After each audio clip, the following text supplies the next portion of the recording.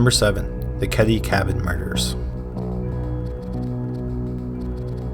Sue Sharp and her 5 children moved into Cabin 28 at the Keddie Resort in Sierra Nevada, California in early 1981. By the time April rolled around, the family had been there for 2 months and they had been enjoying themselves. That was until April 12th when Sue's 14-year-old daughter returned to Cabin 28 after spending the night at a neighboring cabin. Upon entering the cabin, the young Sharp found her mother Sue, her 15-year-old brother John, and his 17-year-old friend Dana Wingate all bound and gagged. They had been beaten and stabbed to death. Thankfully, the 3 youngest Sharp children and one of their friends were found unharmed and asleep in another room. However, one person was missing from the cabin, and that was 13-year-old Tina Sharp. Her disappearance would stay a mystery over the next 3 years until her skull was found a short distance away from Cabin 28. It became obvious that Tina had died around the same time as her mother and brother. The whereabouts of the rest of her body remain a mystery. Police have never had a suspect in the Keddie Cabin murders, but they believe there were probably 2 killers. They believe that the killers came back to the cabin with John Sharp and Dana Wingate, where they were spotted by neighbors who gave the details for the official police sketch, which is shown here. Police are still looking for information about the killers, and without it, the 4 murders in Cabin 28 will likely never be solved. Number 6. The Wasilla Axe Murders. In June of 1912, the city council of the small town of Wasilla, Iowa, was having a disagreement with the electric company. This led to the power company turning off all electricity to the town on the night of June 9th. It was sometime during that hydroless night that someone broke into the Moore house and murdered Josiah and Sarah Moore, their 4 children who ranged in age from 5 to 11, and 2 other girls, ages 8 and 12, who were visiting the Moore household on that fateful night. All of them had been murdered in their sleep. The killer had taken an axe and whacked all his victims in the head multiple times. There were a handful of suspects in the case. One of them included Iowa State Senator Frank F. Jones, who was angry with Josiah Moore over a business deal. Some people believe the senator paid a man named William Mansfield to commit the murders. Mansfield was a pretty nasty guy. He is suspected of murdering another family with an axe 4 days prior in Paola, Kansas. Mansfield also murdered his wife, his child, his mother-in-law, and his father-in-law, again with an axe. Another suspect was serial killer Henry Lee Moore, who was active in the area at the time. Moore, who is not related to the victims, is believed to have killed at least 25 people, and he also liked to use an axe. A third suspect was Reverend George Jacklin Kelly, who was a traveling preacher in the area at the time of the murders. He was even charged with the murders, but ultimately he was acquitted. While the case may never be solved, the house in Wasilla is now a tourist attraction. Number 5. The Aurora Hammer Slayer. Sometime between midnight and 6 a.m. on January 16, 1984, a man broke into the Bennett home in Aurora, Colorado. 27-year-old Bruce Bennett became aware that someone was in the house, and he fought with the man on several different floors of his house and the stairway.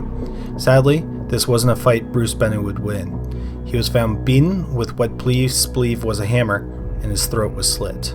After murdering Bruce, the killer attacked his 26-year-old wife, Deborah, and his 2 daughters, 7-year-old Melissa and 3-year-old Vanessa. Both Deborah and Melissa were sexually assaulted and bludgeoned to death.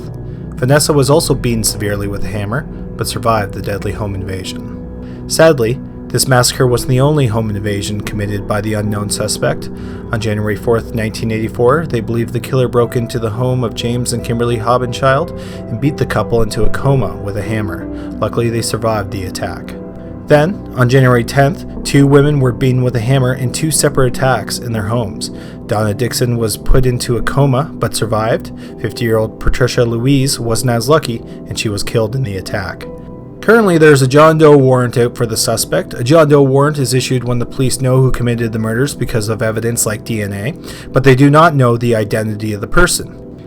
Using the DNA that was pulled from the crime scenes, a forensic artist was able to draw a sketch of how the man may look when he committed the crimes and an age progressed photo to show what he may look like now. Police are still looking for information and hope that one day this case will be solved. Number 4. The Kinterhayfak Murders.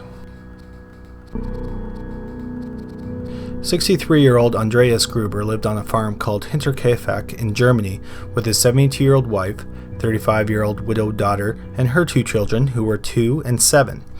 On March 31st, 1922, a maid, Maria Baumgartner, started working on the farm. Within a day of the new maid's arrival, the Gruber family stopped appearing in public. On April 4th, their neighbors began to suspect something was wrong, so they went to investigate the farm and they found the barn door locked. They broke in and found 4 bodies: Andreas Gruber, his wife, his daughter, and his 7-year-old granddaughter. In the farmhouse, they found the bodies of the maid and the 2-year-old. They all had been killed with a pickaxe. Authorities believe that the 4 family members found in the barn were lured there one at a time and then murdered. The murderer then moved inside and killed the toddler and the maid. It is also believed that the killer stayed at the farm for a few days after the murders, in which the killer fed the farm animals, milked the cows, and ate the Gruber's food. What is really strange about the murders is that Andreas Gruber had reported strange occurrences happening at the farm in the months leading up to the murders. In fact, the reason Maria Baumgartner came to live at the farm was because the last maid had quit, because she believed the farm was haunted. There are a number of theories as to who killed the Gruber family and their maid, but the case remains cold, and it is unlikely that it will ever be solved. Number 3. The Yogurt Shop Murders. On the night of December 6, 1991, in Austin, Texas, a police officer discovered that an I Can't Believe It's yogurt shop was on fire. He called the fire department, who arrived a short time later and put out the fire. Inside the shop, they found the bodies of 13-year-old Amy Ayers and 15-year-old Sarah Harbison, who were visiting the store. They also found the bodies of Sarah's sister, Jennifer Harbison, along with Eliza Thomas, both who were 17 years old and worked at the store. They were all stripped, and then their clothes were used to bind their hands and their legs. At least 2 of them had been raped, and all 4 girls had been shot in the head. 3 of the bodies were stacked together in the storage room, but Amy's body was found in an adjacent room. The fire had been set to cover the crime, and for the most part it worked. What evidence the fire didn't destroy was contaminated by the sprinkler system and the fire department. The only piece of physical evidence investigators were able to pull from the scene was DNA from the 2 girls who had been raped. Over the next few years, police took DNA samples from over 100 men, but no match was ever found. In 1999, cold case investigators were looking into the massacre, and detectives started looking into a man named Maurice Pierce. On the night of the murder, Pierce was 16 years old, and he had been arrested for carrying a gun not too far from the yogurt shop. However, the caliber of his gun didn't match the gun that had been used in the murders, and he was dismissed as a suspect back in 1991. They also interrogated one of Pierce's friends, Michael Scott, for over 20 hours. It concluded with Scott's confession to the murders, saying that he, Pierce, and 2 other men named Robert Springsteen and Forrest Weber had committed the rapes and murders. All 4 men were arrested, and once in custody, Springsteen also confessed to the murders. The problem was that the DNA pulled off the girls did not match any of the 4 men. As a result, only Springsteen and Scott went to trial for the murders because they had confessed. They were convicted in 2000, but in 2009 their convictions were overturned because it was proved that the police had coerced their confessions. The police believe the 2 men are guilty and believe the DNA belongs to a 5th man who was involved with the crime, which would explain why the DNA doesn't match any of the 4 suspects. Others believe that the police have tunnel vision for the men and say that Springsteen and Scott were innocent men who spent 9 years in prison while the real killers remained free. Number 2. The Oklahoma Girl Scout Murders. June 12, 1977 was the first day of Girl Scout camp at Camp Scott in Oklahoma for 8-year-old Lori Farmer, 9-year-old Michelle Gus, and 10-year-old Doris Milner. During the evening, there was a thunderstorm that forced the girls into their tent for the night. The next morning, a counselor went to get the girls from their tent, but found they were missing. Sadly, their bodies were found a short distance away. They had been raped, beaten, and strangled, and then their bodies were stuffed into their sleeping bags. There was one main suspect, and that was Jean Leroy Hart, who was a convicted rapist that had escaped from prison 4 years prior to the murders and was on the lam when the murders were committed. Hart had grown up around the camp, and police believe he was in the area at the time of the murders. He was even charged with the murders, but was acquitted in March 1979. Hart was in prison for unrelated charges when he died of a heart attack a short time after his acquittal, and no one else has ever been charged in connection with the Oklahoma Girl Scout murders. Number 1. The Arlenio Family Massacre. 25-year-old Manuel Arlenio, his 25-year-old wife Monica, their 3 children, 5-year-old Manuel Jr., 2-year-old Leticia, and 15-month-old Eduardo, along with Manuel's sister, 19-year-old Rosa y Leah were driving from their home in Villa del Fuente, Mexico, to San Angelo, which is just inside the Texas border. At some point, the family got a flat tire, and Manuel fixed it, but then a short distance later, they got another flat.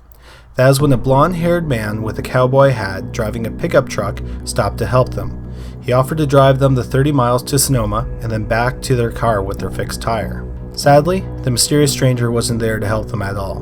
The next morning, the bodies of the 6 members of the Arlino family were found scattered along a mile stretch of highway about 8 miles from their car that still had a flat tire. They all had been shot and stabbed, and the women had been raped. Sadly, only 5-year-old Manuel survived the massacre. In 2006, after an anonymous tip came in, police thought they were closer to identifying a suspect, but no arrests have ever been made, and the identity of the blonde cowboy remains a mystery.